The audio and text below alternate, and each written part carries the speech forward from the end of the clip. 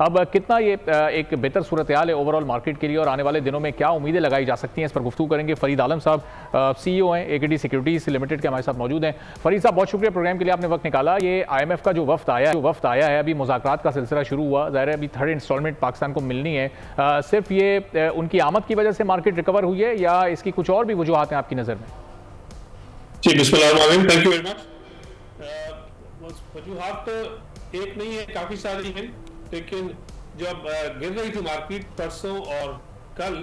तो उस वक्त भी ये सारी चीजें थोड़ी लाइमलाइट से हट के चली गई थी साइड लाइंस पे। आज कोई ऐसी चीज अनहोनी नहीं हुई जिससे मार्केट का कॉन्फिडेंस वापस आता, क्योंकि कॉन्फिडेंस के गिरने की खास वजूहात थी नहीं। सब कुछ इन प्लेस चल रहा था, लेकिन हमारी मार्केट और जाहिर है पूरी दुनिया में जो इक्विटी मार्केट्स हैं, इनके अपना सोचने और समझने की सलाहियत होती है। There were some rumors in the market emanating from a few letters that were circulating, और जो rumors की जब रुकी तो आपको पता है कि चीजें तो बेहतर ही थी, और अब जो दोबारा से एक्टिविटी शुरू हुई तो जो लोग साइड लाइन पे बैठे हुए थे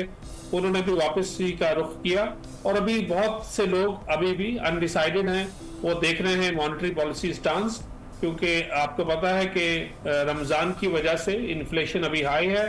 और जो हमारा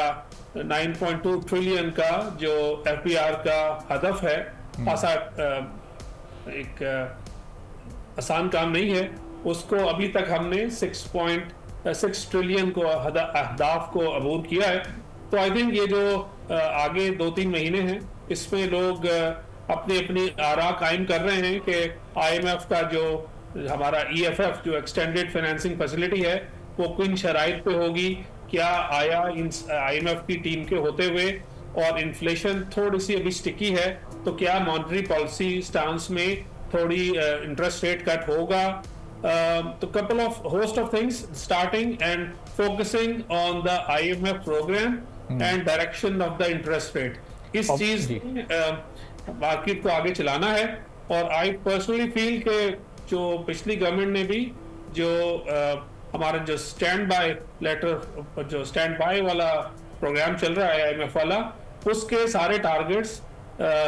अबंडेंटली पहले ही पूरे किए हुए हैं। सो आई थिंक जो 1 बिलियन की आखिरी ट्रांच है उसके लिए तो सिर्फ they were waiting for the new government to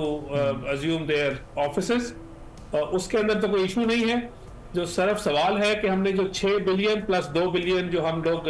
climate financing के मद में मांग रहे हैं उनसे, अगर 8 बिलियन का प्रोग्राम हमारा IMF के साथ अप्रूव होता है, उसके बाद हम कमर्शियल लोन्स जो हम चाइना या UAE से लेंगे, तो हमारा IMF का प्रोग्राम कितने साइज का होता है, क्योंकि आपको भी और नाजरीन अब खासे समझदार पढ़े लिखे हैं, उन्हें ये पता है कि SDR जो है, हमारे जो स्पेशल ड्राइंग राइट्स हैं, वो तो इस हर मुल्क के और हमारे भी इतने साइज के नहीं है कि हमें एक बड़ा प्रोग्राम मिले, लेकिन जाहिर है बोर्ड के पास बहुत पावर होती है, और हम अगर ये 6+2 $8 बिलियन का तो जाहिर तो ऐसा लग रहा है कि IMF प्रोग्राम के हिसाब से तो पाकिस्तान इस वक्त सेफ जोन में है, लेकिन जो 3 रोज के बाद जब मॉनेटरी पॉलिसी डिसाइड होनी है और इंटरेस्ट रेट अगर कम नहीं होता तो मार्केट पर उसके क्या असरात मुरतब हो सकते हैं, और अगर इसमें कोई 1-2% की कमी हो जाती है तो उसके क्या पॉजिटिव इम्पैक्ट हो सकते हैं, जरा इस पर भी रोशनी डालिएगा। लेकिन 2 कह के तो आपने वो गालिब का शेर याद करा दिया कि खुशी से मर ना जाते अगर एतबार होता। मेरे ख्याल से 50 बेसिस पॉइंट की रिडक्शन भी एक, और 50 बेसिस टू 100 बेसिस पॉइंट्स यानी 1%, it will be a great start.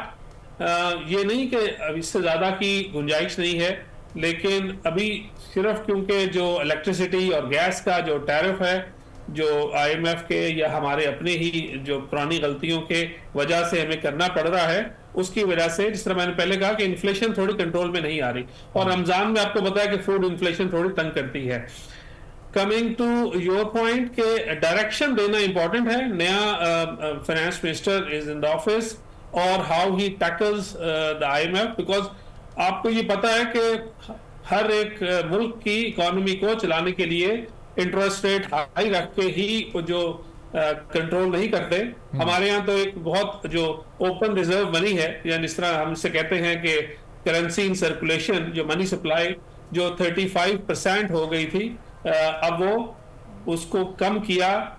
एक तो अब वो आ गई है 25% पे, और जो हमारे नाजरीन सुन रहे होंगे जिनको मनी सप्लाई या वेलोसिटी ऑफ मनी से दिलचस्पी है और जो फॉलो करते हैं, तो जब इंटरेस्ट रेट हाई होते हैं तो लोगों को कैश घर में रखने का नुकसान होता है, तो इसलिए वो reserve money, open reserve money से स्टेट जो हमारा IMF कहता है, वो दोबारा बैंकों में जाती है, तो उससे करेंसी सर्कुलेशन थोड़ी कॉन्ट्रैक्ट होती है। तो वो वाला काम तो हो रहा है। बट अभी जो एक पॉइंट जिसके ऊपर मैं दोबारा एक थोड़ा एम्फोसिस कर लूं कि अगले थोड़े अरसे में हमने $4.3 बिलियन जो वापस करने हैं रीपेमेंट की शक्ल में, उसकी वजह से भी मार्केट में लोग डरा रहे थे कि ये कैसे होगा, क्या होगा। बट आई थिंक कल की जो फाइनेंस मिनिस्टर की जो प्राइवेट चैनल को इंटरव्यू